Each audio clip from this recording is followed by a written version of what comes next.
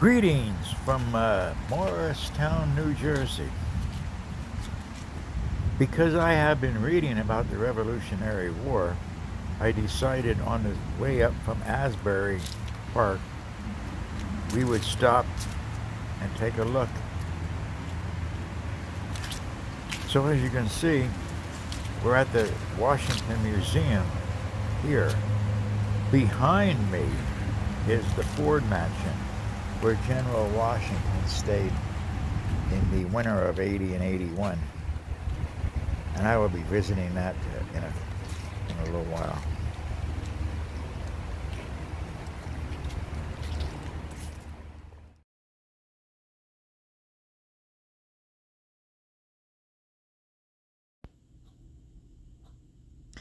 So here are some pictures of the rooms when General Washington stayed in the Ford Mansion.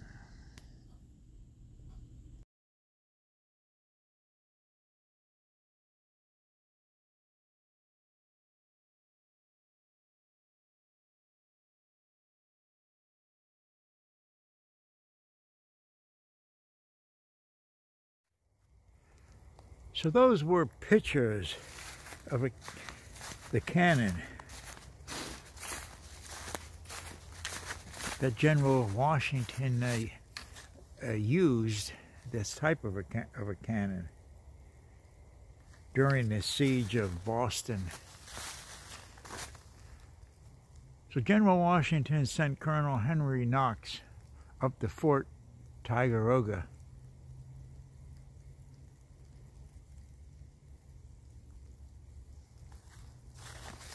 It was a French fort during the French and Indian War, taken over by the British, and the British then left a small garrison there. In 1775, Nathan Hale and Benedict Arnold went up, and there was a battle, small battle, and the American forces then took over the fort.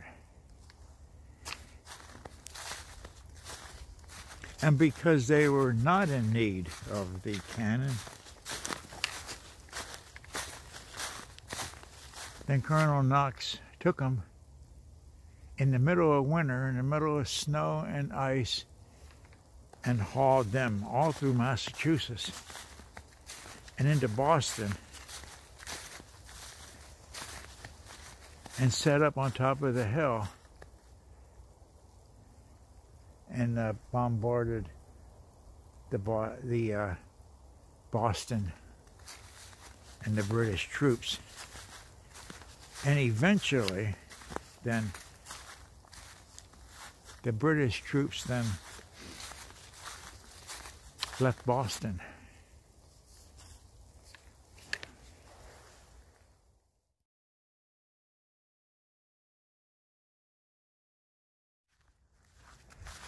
So, Morristown, New Jersey. What do we know about Morristown?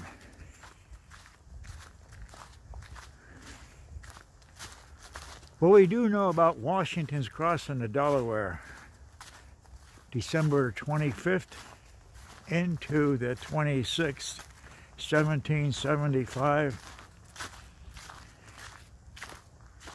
He took 2,400 troops, crossed the Delaware at McConkey's Ferry, marched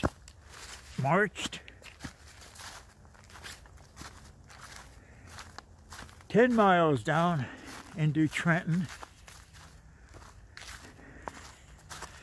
expecting to get there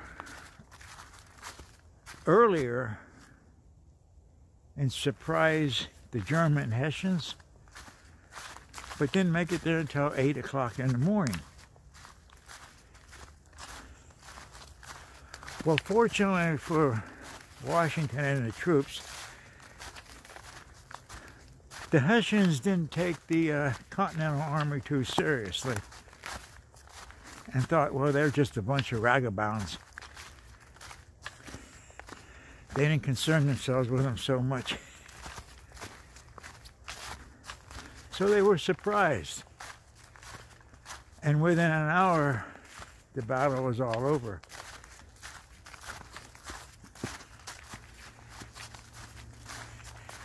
And Washington then and his troops marched the 10 miles back to McConkey's Ferry, and we crossed the Delaware.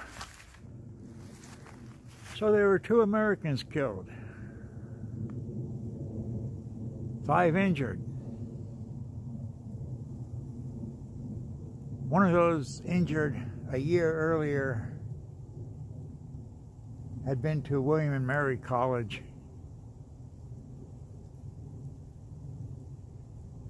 A surgeon dressed his wounds,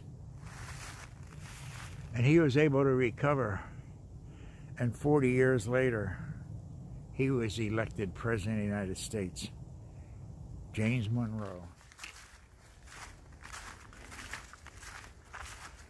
So General Washington then returned back into New Jersey. He recrossed the Delaware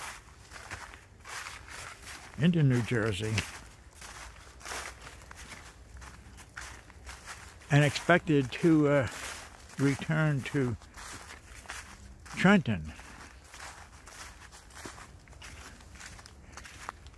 But in the meanwhile, Lord Cornwallis, British commander, was in Princeton, 12 miles away from Trenton, with about 12,000 British soldiers. So Lord Cornwallis then started marching down towards Trenton.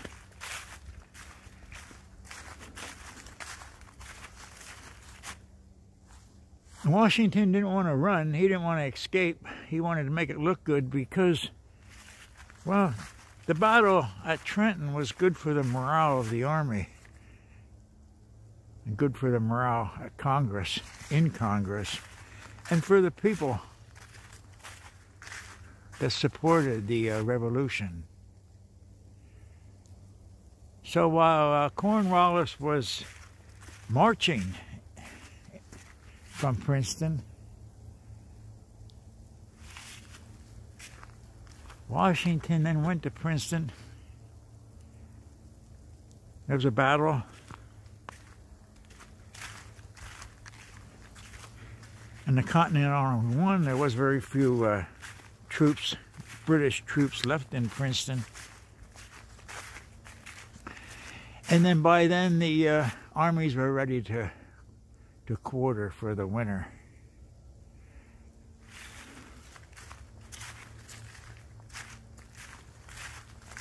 So Washington and his troops then marched into Morristown, which wasn't too far away.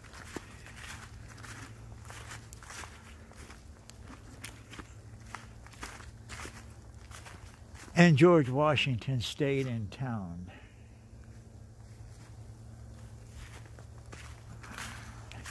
At that time.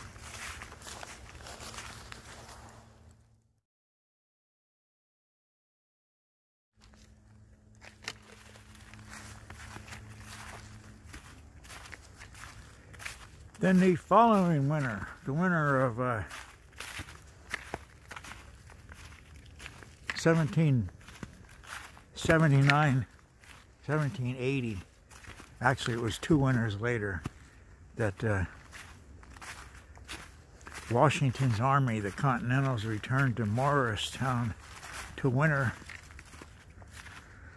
And it was the coldest and the most snow that the area had ever had. 4 feet of snow, 6 feet of snow, ice.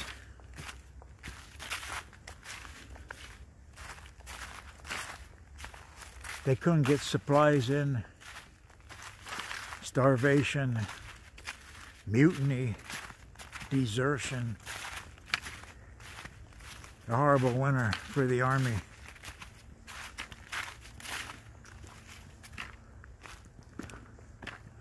General Washington stayed in the Ford Mansion.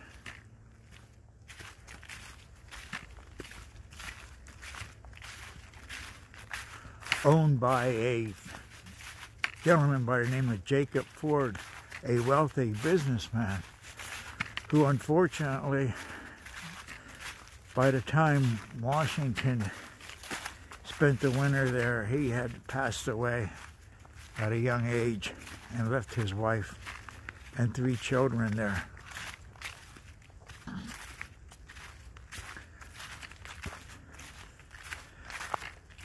So the Ford family was there, Washington was there,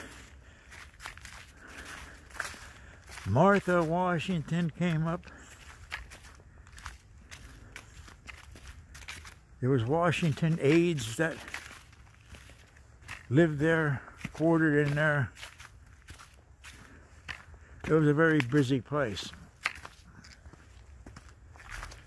The troops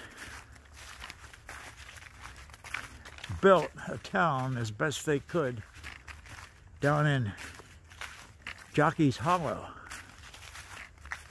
which can be visited today too. Another destination I will make sometime.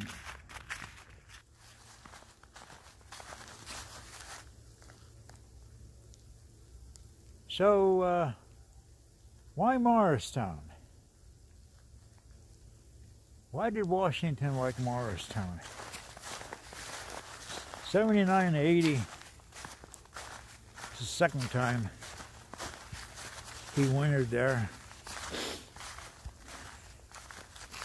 And actually he was there 3 times because the next year he wintered there again. Why Morristown? Well, the town itself was situated on high terrain, up on a hill. And there was really only one pass to get into that from New York City. So therefore, Washington could keep his eye on the British who were wintering in New York City.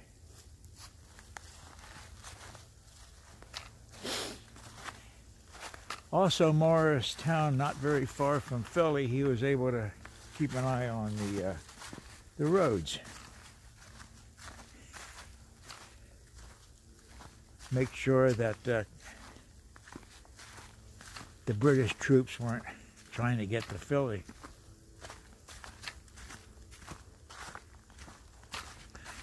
And logistically, it was a good place to get supplies in, to get provisions in. But unfortunately, it didn't work so good during the winter of 79 and 80 because of the weather conditions.